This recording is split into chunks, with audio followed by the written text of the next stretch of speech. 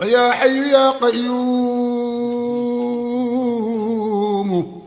يا الله ربنا إليك توسلنا بخير البرية يا حي يا قيوم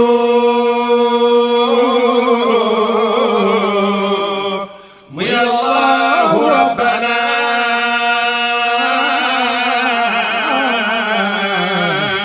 إليك توسلنا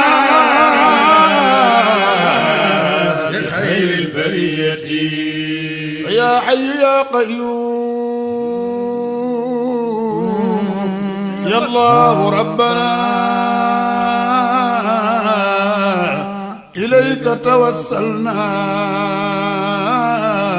بخير البرية يا حي يا قيوم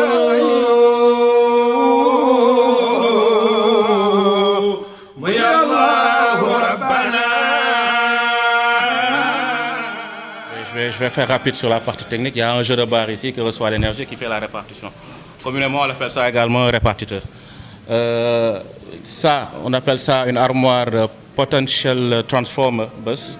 C'est pour les mesures de tension, c'est pour diminuer. C'est un transformateur de tension. C'est-à-dire, il y a les appareils que vous voyez ici, les relais, nécessitent une tension de commande. Donc, c'est ce qui permet, aujourd'hui, cette partie-là permet de réguler la tension pour pouvoir alimenter toute la partie commande. Il y a l'armoire de comptage qui n'est pas encore installée. Il y a, les compteurs sont là. On est en train de les étalonner. On prévoit de les installer au plus tard la semaine prochaine. Bon, il y a la Senelec qui est prête pour faire la mise sous tension, mais on leur a demandé, comme on a reçu l'instruction que toute énergie entrante ou sortante doit être comptée, nous sommes dans l'obligation d'attendre que l'option journalière. Parce que l'importance de ce projet, c'est comme il a dit, c'est de subvenir aux besoins de la mosquée. C'est pouvoir avoir une autonomie très forte au niveau de la mosquée, notamment en énergie. Donc ici, l'importance de ce site-là, de cette partie-là, c'est de pouvoir vraiment s'assurer qu'on ait un bon ratio, une bonne performance ratio. C'est-à-dire, c'est 82 pour 85%, je ne sais plus exactement. Mais c'est ce qui permet de voir si le ratio de production est respecté ou pas. Et là, ça permet de faire toute la supervision et pouvoir intervenir à temps sur des éléments. Si on se rend compte qu'il y a un élément qui ne renvoie pas à une tension bien donnée, on peut aller sur site, essayer de rétablir la fonctionnalité.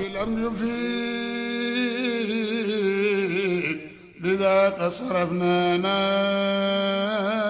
نحو بابك وجهتي يا حي يا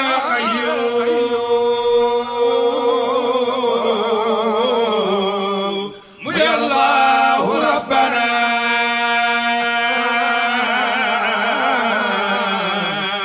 إليك توسلنا بخير البرية.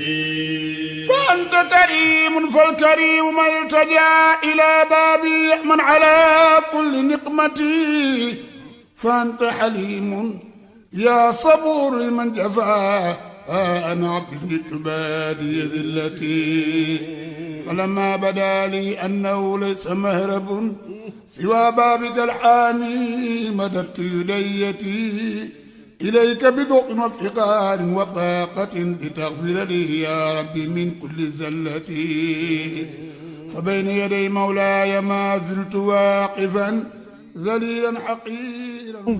D'abord, pour commencer, je voulais dire que je suis vraiment honorée d'être ici aujourd'hui à Tivaouane, qui est vraiment un lieu de paix, de sérénité, comme vous pouvez le voir, mais aussi connu pour sa cohésion sociale et pour vraiment le message de paix qu'il porte. Donc je suis venue aujourd'hui pour la première fois. Je voulais vraiment connaître cette ville, je voulais connaître la religion et la communauté tidiane.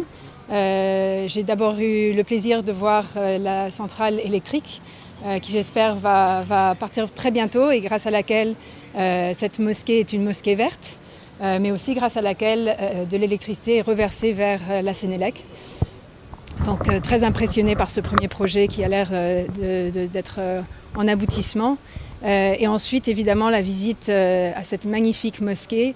Je tiens à vraiment féliciter le khalife général Serigne Babacar Sy Mansour, ainsi que toute sa famille, Monsieur Makhtar Cissé qui m'a fait l'honneur de me faire la visite, ainsi que son équipe.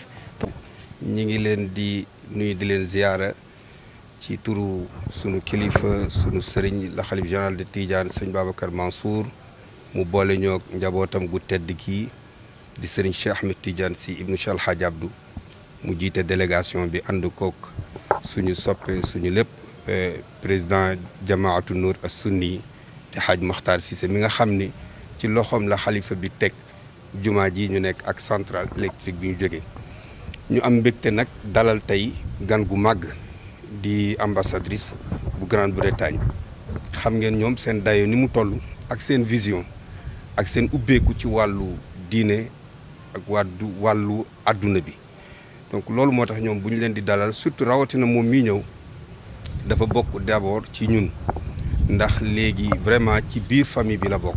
ñu remercier ko ci déplacement mu ànd ak borom këram ak équipe bam bu màgg a màgg ñëw fi defal ñu honneur xool si centrale électrique bi nga xam ni tey moom la ci la ñu nekk nii di ko defar ak jumaa ji nga xam ni fa tabarakallahu mooy coow ci àdduna bi ba léegi.